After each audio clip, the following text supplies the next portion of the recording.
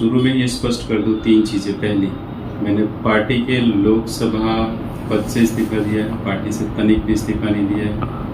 Party का मैं इस विस्तार का सबसे पुराना कार्यकर्ता हूँ और आजीवन कार्यकर्ता रहा हूँ। कुछ अफवाहें हैं कि मैं कांग्रेस या बीजेपी, बिल्कुल कोई प्रश्न ही नहीं उठता, ये स्पष्ट है। इस्तीफा मैंने लोकसभा इंचार्ज के पोस्ट से दिया है और कुछ कारण है, कुछ वैचारिक चीज़ें हैं जिसकी वजह से मैंने इस्तीफा दिया।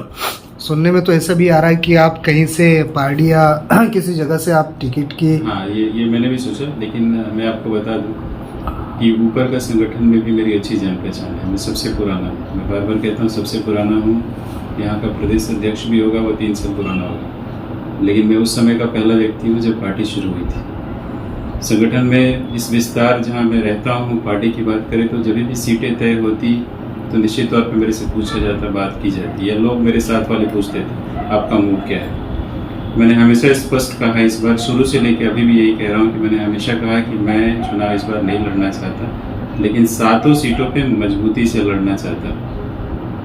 चूँकि 2014 का लोकसभा, 2017 का विधानसभा, 2021 की नगर पालिका, ये तीनों मेरे नेतृत्व में पार्टी ने चुनाव लड़ा।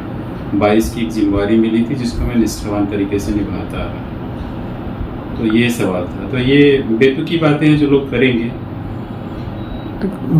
ये सब एक इसमें चीज ऐड करना चाहूँगा एक स्पष्ट रूप से कि कैंडिडेट की जो चयन प्रक्रिया थी उसमें मेरे सवाल जरूर रहे।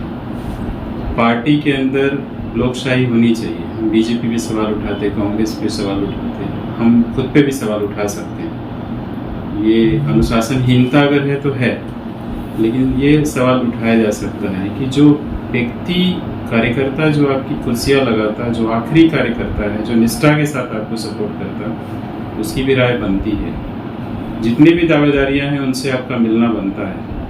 आप आज शामिल करते, कल किसी को लाते, तो जवाब किसको देना है? जवाब हमको देना है। क्योंकि मैं रिच में हूँ, मैं यहाँ बैठा हूँ, तो मैं कितने लोग का जवाब दूँगा? आपने मेरे को विश्वास में लेना चाहिए। सवाल तो ये रहेगा ना, ठीक है, कि जिस उस कुर्सी पे नहीं बैठने का, जिस कुर्सी के साथ आप न्याय नहीं कर सकते। मेरे पास भी बहुत सारे फ़ोन आए जिसका मैं जवाब नहीं दे पाया। तो अंततोगत्वा मैंने यही तय किया कि मैं निष्ठावान तरीके से अपनी साख बचाऊं, पार्टी की साख बचाऊं और इस पद से खुद को मुक्त कर लूं। तो मैंने पहली बलि खुद की दी।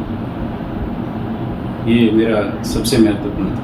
अभी तक आपने किसी से भी बात नहीं की है, किसी मीडिया से? तो नहीं, क्या इस विषय में पत्रकार परिषद करेंगे? नहीं, पत्रकार परिषद अगर आवश्यकता पड़ेगी तो कल कर लेंगे, बता देंगे। इसलिए क्योंकि अफवाहों का बाजार गर्म करना अपना मकसद नहीं है। न्याय संगत होना चाहिए, न्याय मिलना चाहिए। मैं कानून का विद्यार्थी हूँ और पार्टी का निष्ठावान कार्यकर्ता हूँ। पार्टी के प्रति निष्ठा मेरी आजीवन रहेगी। केजरीवाल साहब की विचारधारा, उनकी चीज़ों को मैं बहुत दिल से मानता हूँ। आगे की भविष्य की आपकी स्ट्रेटजी क्या रहेगी? एक पार्टी कार्यकर्ता के तौर पे काम करता रहूँगा, जो जिम्मेदारियाँ मिलेगी उसका निर्वाह करूंगा, लेकिन किसी पद को ग्रहण नहीं करूंगा और किस पद पर नहीं रहूंगा। अगर आपका स्टेट से भी फोन है, बहुत सारे फोन हैं। आज मैंने बात नहीं की क्योंकि मैं बात करने की स्थिति में आज नहीं था। मैं तनिक थोड़ा दुखी था। शुक्र। आपका इस्तीफा अगर स्वीकार न हुआ तो? इस्तीफा स्वीकार करने और नहीं करने का प्रश्न ही नहीं उठता है। हमको इस पद पे रहना ही नहीं। तो निश्चित तौर पे कल करे, परसों करे, जो करे, आज चिट्ठी लिखने के बाद मैं उस पद से मुक्त हूँ। उस पद पर काम ही नहीं करना, क्योंकि 7 विधानसभा में 6 में कैंडिडेट डिक्लेयर हो चुकी, 1 सीट बची है। 6 सीटों पे न्याय नहीं होता, एक के साथ न्याय करके हम नहीं कर सकते। मैं हमेशा कहता हूँ आम आदमी पार्टी मतलब आम लोगों की पार्टी, उस आखिरी व्यक्ति की पार्टी जिसने